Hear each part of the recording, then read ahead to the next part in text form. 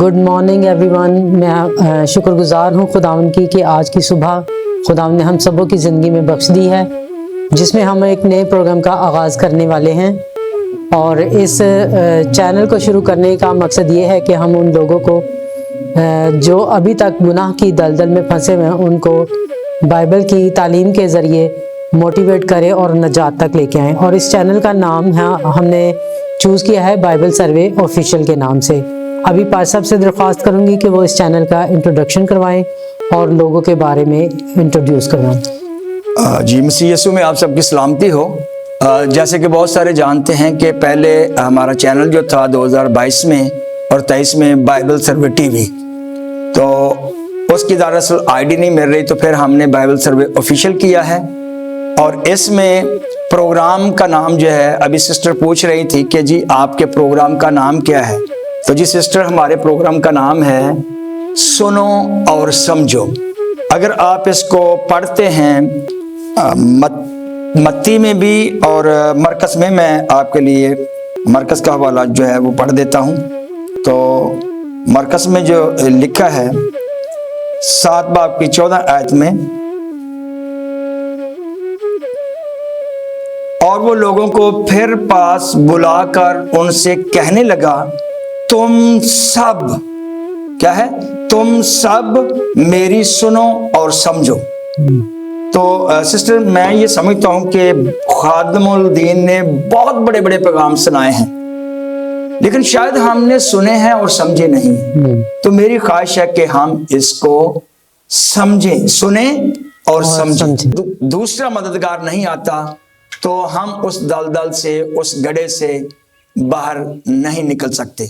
جیسے کہ ہمیں نکالنے کے لیے خداوند یسوع کو اس دنیا میں آنا پڑا. تو یہ ہمارا لوگو ہے کہ ہم کسی نہ کسی کو ضرور باہر نکالیں، کمزور کی مدد کریں. اگر اس کے پاس ایجوکیشن نہیں ہے تو اس میں اس کی مدد کریں. آمین آمین. آج ہم اپنے پروگرام سنو اور سمجھو میں ایوب نبی کی کتاب میں سے کچھ باتیں سیکھیں گے کہ کس طرح خداوند نے اس پر آزمائش کو بھیجا. کیونکہ جب تک خدا اگر آزمائش کو نہ بھیجتا تو تب تک شیطان اس کا کچھ نہیں بگاڑ سکتا تھا. کیونکہ شیطان نے خود کہا تھا کہ میں اس کے پاس کیسے جاؤں، تو نے اس کے گرد ایک باڑ بنا رکھی ہے. تو جب تک خدا نہ اسے اجازت دیتا وہ اس آزمائش میں نہیں پڑ سکتا تھا. تو ہم اس کے بارے میں سیکھیں گے اور سب سے کویسچن کریں گے کہ اس کی زندگی اور اس کی آزمائش کا کیا طریقہ، کیسے اس پر یہ آزمائش آئی. اور پارسب اکثر چرچ میں کہتے ہیں کہ ایوب نبی کی جو کتاب ہے وہ پیدائش سے پہلے ہے، اور اس کے بارے میں مجھے خود بھی کنفیوژن ہوتی ہے کہ یہ کیسے ہے. جب ترتیب ہم دیکھتے ہیں تو پیدائش کی کتاب پہلے ہے. تو اس کے بارے میں ہم جانیں گے کہ یہ کیسے پہلی کتاب ہے. میرے بہن بھائیوں، ہم سسٹر جی کے شکر گزار ہیں. ویسے تو وہ ٹیچر ہیں، بیکن ہاؤس میں انہوں نے پڑھایا. ٹیچر رخسانہ مسز عمران، تو ایک پڑھی لکھی فیملی ہے، پڑھا لکھا گھرانہ ہے، خدا سے خوف کرنے والا ہے. تو اس سوال کا جواب جو ہے، پہلے میں یہ بتانا چاہوں گا کہ جیسے میں چرچ میں یہ کہتا ہوں کہ یہ تقریباً 500 سال بزرگ موسیٰ سے پہلے لکھی گئی. تو دراصل اس کی ترتیب بائبل میں بعد میں ہے. شاعری کی کتابوں میں یہ پہلی کتاب ہے. یہ جو معلومات دے رہے ہیں یہ سیکھنے والی باتیں ہیں. بہتوں کو جو پڑھے لکھے ہیں ان کو آتی ہیں یا جنہوں نے مطالعہ کیا ہے، لیکن جن کو نہیں آتی ان کے لیے فائدہ مند بھی ہے. ہم ولاگ کو بہت لمبا نہیں لے کر جائیں گے، لیکن جو کچھ دیں گے وہ شارٹ کر کے خوبصورت پیش کرتے ہیں. تو اس کی جو قربانی ہے، یہ قربانی کا سلسلہ جو ہم دیکھتے ہیں کہ ایوب پہلا باب اس کی 5ویں آیت میں اس طرح ہے کہ لکھا ہے، اور جب ان کی ضیافت کے دن پورے ہو جاتے تو ایوب انہیں بلوا کر پاک کرتا اور صبح کو سویرے اٹھ کر ان سبوں کے شمار کے موافق سوختنی قربانیاں چڑھاتا تھا. کیونکہ ایوب کہتا تھا کہ شاید میرے بیٹوں نے کچھ خطا کی ہو اور اپنے دل میں خدا کی تکفیر کی ہو. ایوب ہمیشہ ایسا ہی کیا کرتا تھا. آمین. یہ جو قربانی کا سلسلہ ہے یہ بزرگ ابراہم کی زندگی میں جو ہے وہ ہم دیکھتے ہیں کہ وہاں قربانیوں کا سلسلہ.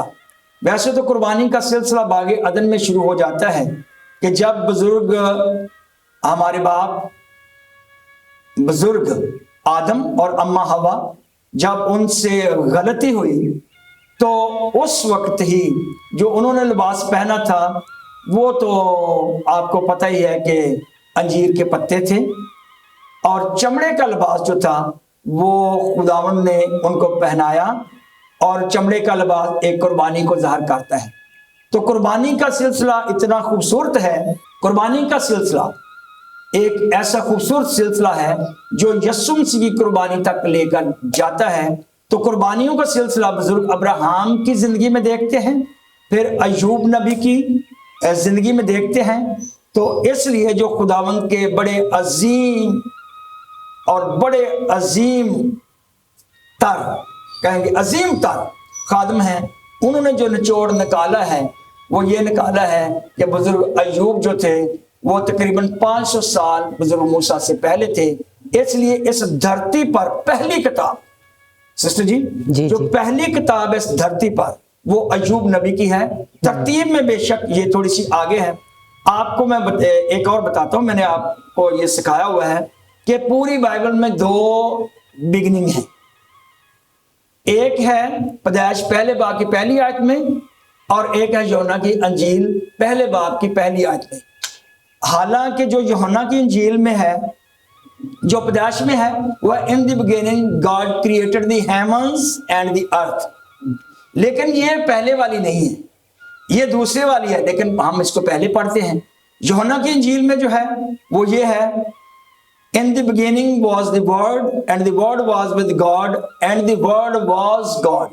ابتدا میں کلام تھا، کلام خدا کے ساتھ تھا اور کلام خدا تھا، اور یہ سب سے پہلے ہے۔ یہ ابتدا پوری بائبل میں 2 ابتدا ہے۔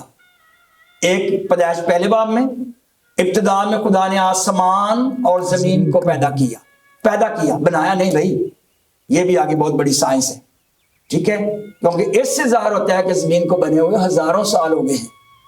آگے سلسلہ جو ہے وہ علیحدہ ہے، یہاں آ کر فل سٹاپ ہوتا ہے۔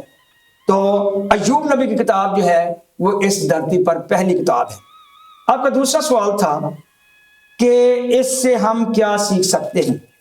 جو میں نے اس کو سیکھا ہے، یہاں لکھا ہے اوز کی سرزمین میں ایوب نام ایک شخص تھا۔ پہلے جو اوز ہے، انگلش میں اوز آتا ہے UZ، انگلش میں UZ اوز آتا ہے۔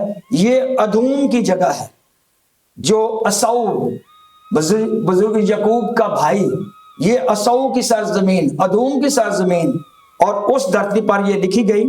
اور کوئی شاعر بھی اسے کہتے ہیں۔ یردن کا یہ جنوبی حصہ ہے، جنوبی علاقہ جو سعودی عرب کے بارڈر پر لگتا ہے، تو وہاں یہ کتاب جو تھی لکھی گئی۔ آپ کا ایک اور سوال کہ مجھے اس میں کون سی اچھی چیز لگتی ہے۔ بھائیو، ہم بلاگ کو ختم کرنے کو ہے۔ سسٹر، یہ خاص بات جو مجھے سب سے زیادہ اچھی لگی ہے کہ وہ یہ ہے کہ جسے خدا کہہ دے کہ یہ کامل اور راست باز ہے، تو اس سے کسی انسان کی گواہی کی ضرورت نہیں ہے۔ ہم ایک دوسرے کی گواہیاں دیتے ہیں، سچی بھی ہوتی ہیں، جھوٹی بھی ہوتی ہیں۔ مسیح کے خلاف، نبیوں کے خلاف جھوٹی گواہیاں دی گئیں، لیکن یہاں خدا خود گواہی دیتا ہے کہ لکھا ہے کہ یہ ایوب پہلے باب کی پہلی آیت میں، اوز کی سرزمین میں ایوب نام ایک شخص تھا، وہ شخص کامل اور راست باز تھا اور خدا سے ڈرتا اور بدی سے دور رہتا تھا۔ خدا سے ڈرتا اور بدی سے دور رہتا تھا، کامل تھا، راست باز تھا۔ اب کامل کو اور راست باز کو سمجھیے۔ کاملیت جو ہے یہ اندر کی ہے، یہ باطنی ہے، اور راست بازی دکھتی ہے۔ راست بازی کے کام ہمیں دکھانے ہیں، لیکن کامل جو ہے وہ اندر سے ہونا ہے۔ اس کے لیے میں نے 3 پوائنٹ کر دیے۔ بدی سے دور رہنے کا ایک اور اوپر کا درجہ ہے، وہ ہے خدا سے ڈرنا۔ بدی سے دور رہنا اچھی بات ہے، لیکن اس کا اور اوپر کا درجہ ہے خدا سے ڈرنا، اور خدا سے ڈرنے سے ایک اور اوپر درجہ ہے، وہ ہے کہ خدا کی اس دھرتی پر نمائندگی کرنا، کہ آؤ ہم انسان کو اپنی صورت اور شبیہ پر بنائیں، اور اسے اختیار دیا گیا، ہر چیز پر اختیار۔ تو دراصل انسان جو ہے, جو کلیسیا ہے, یہ خدا یسوع کی نمائندگی کرتی ہے اپنے ہیڈ کی, اپنے سربراہ کی. تو بدی سے دور رہنا اچھی بات ہے, اس کا اوپر درجہ خدا سے ڈرنا ہے.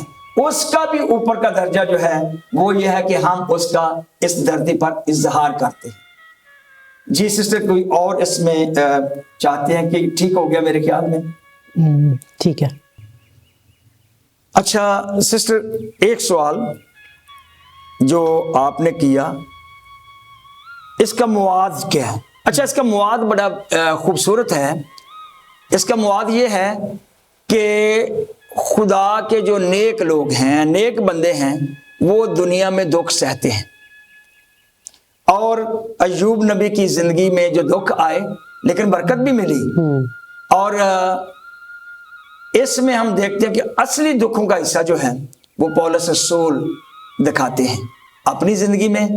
اور کسی نے کہا کہ مسیحی زندگی جو ہے یہ پھولوں کا چھیج نہیں ہے, بلکہ یہ کانٹوں بھری زندگی ہے, کانٹوں کا ایک بستر ہے. تو پنجابی کا ایک گیت تھا جس میں مجھے تھوڑا سا یاد ہے, کسی خدا کے خادم نے لکھا, ایرا ڈھاڈی کنڈیاں والی, خاص مسیح دے بندیاں والی, دکھ سہنا تے ہسنا پینا, جندیے سلیب چک کے, تینو یسو پیچھے چلنا پینا, جندیے سلیب چک کے. تو سسٹر جی, پنجابی چ کہیے تے مسیحی زندگی ایک دکھاں دا کار ہے. یہ زندگی اس دنیا دے اوتے بلکہ دنیا ساری دکھاں دا کار ہے. اور ایک ہمیں امید ہے, زندہ امید, کہ ہمارے لیے ایک ایسا شہر جو نئی زمین پر ہوگا, جہاں سب ایماندار ہوں گے, جو ہم گیت بھی گاتے ہیں, مکاشفہ میں پڑھتے ہیں, ایوب نبی بیان کرتا ہے, اور اس طرح باقی کئی حصوں میں آتا ہے, یسایہ نبی بیان کرتا ہے, نیا آسمان نئی زمین. تو نئی زمین پر ہمارا اصل گھر ہے. یہ گھر جو ہے, اس گھر میں ہم اس بدن میں کراہتے ہیں. یہ بدن بھی ایک گھر ہے, اس میں ہم کراہتے ہیں. اور پولس رسول بیان کرتے ہیں اس میں کراہنے والے ہم ہی نہیں. پولس رسول کہتے ہیں پوری دنیا درد ذیل میں پڑی کراہتی ہے اور اس میں ہم بھی ہیں. تو پوری دنیا جو ہے وہ ایسی تکلیف میں ہے کہ جیسے حاملہ کے درد ہوتے ہیں, جیسے ماں اپنے بچے کو جنم دیتے وقت درد میں مبتلا ہوتی ہے, مسیحی زندگی میں ہم ایسے ہی ہیں. تو ابھی سسٹر جی میں آپ سے درخواست کروں گا, اس سارے حصے میں آپ کی شادمانی کیا ہے؟ جیسا کہ پہلے باب کی پہلی آیت میں پاسٹر صاحب نے تلاوت کی ہے کہ اوز کی سرزمین میں ایوب نام ایک شخص تھا. وہ شخص کامل اور راست باز تھا اور خدا سے ڈرتا اور بدی سے دور رہتا تھا. تو جب انسان کامل ہوتا ہے تو تبھی وہ خدا کی راہوں پر چل سکتا ہے, اور خدا نے خود اس کی تعریف کی ہے. اور اس میں پوری بک کا ہم مطالعہ کریں تو اس میں اس کی بیوی اس کو کہتی ہے کہ خدا کو چھوڑ دے, خدا کے نام کی تکفیر کر. لیکن ایوب نبی کہتے ہیں کہ کیا ہم خدا کے ہاتھ سے سکھ پائیں اور دکھ نہ پائیں. پھر جب اس کی اولاد ساری ختم ہو جاتی ہے تو پھر بھی وہ کہتا ہے کہ خداوند نے دیا اور خداوند نے لیا, اسی کا نام مبارک ہے. تو اس پوری کتاب کو اگر ہم پڑھیں تو اس میں ہمیں صبر کرنا ملتا ہے, خدا کی شکر گزاری کرنا ملتا ہے, اور خدا کے دکھوں میں بھی اگر اس کی طرف سے دکھ مصیبتیں بھی آتی ہیں تو بھی ایوب صابر کی مثال ہم اکثر کسی بھی ڈیتھ پہ جائیں, جنازے پہ جائیں تو وہاں پر دی جاتی ہے کہ ایوب صابر کا صبر جو تھا وہ بہت بڑا تھا. تو پر سب میں نے یہ ایوب کی کتاب سے یہ سیکھا ہے کہ ہمیں ہر وقت صبر اور شکر کے ساتھ زندگی بسر کرنی ہے. گو ہماری زندگی میں مشکلات آئیں, جیسے آپ نے کہا کہ مسیحی زندگی پھولوں کی سیج نہیں ہے بلکہ دکھوں کا ایک سفر ہے جو ہمیں ہر حال میں کمپلیٹ کرنا ہے. اور جب آخر میں ہم جائیں گے تو ہم ایک تاج جو خدا نے ہمارے لیے تیار رکھا ہے وہ ہم حاصل کرنے والے بن جائیں گے. آمین. آمین.